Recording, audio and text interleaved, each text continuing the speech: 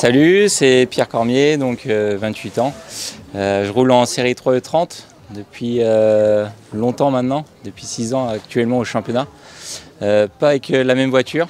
L'année dernière et cette année, c'est toujours mon pote Pascal Robin qui me prête sa voiture. Une voiture qu'on a montée ensemble avec Motorsport Héritage et BMW H Cormier, donc nos sponsors premiers. Et du coup, on est sur une voiture qui est assez old school, comme on dit, parce qu'on est sur un moteur d'origine de M336 3 litres 2 et une caisse avec des trains, juste un train Wisfab à l'avant et puis un train de Z3 à l'arrière, mais pas de quoi casser des briques, comme on dit. Mais voilà, donc c'est...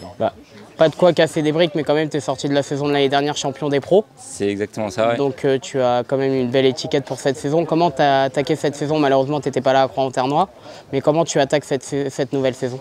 On va améliorer, parce que du coup, j'ai fait quand même 9e. Donc quand on est sportif et qu'on aime la compétition, on veut toujours améliorer ce qu'on a fait précédemment.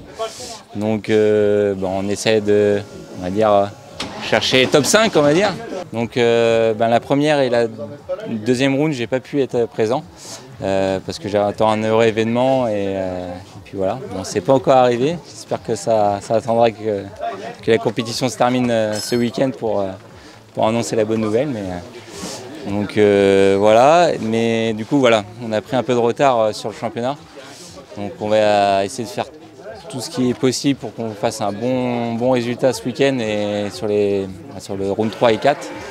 Donc là, je me suis bien qualifié, 10e, c'est pas mal.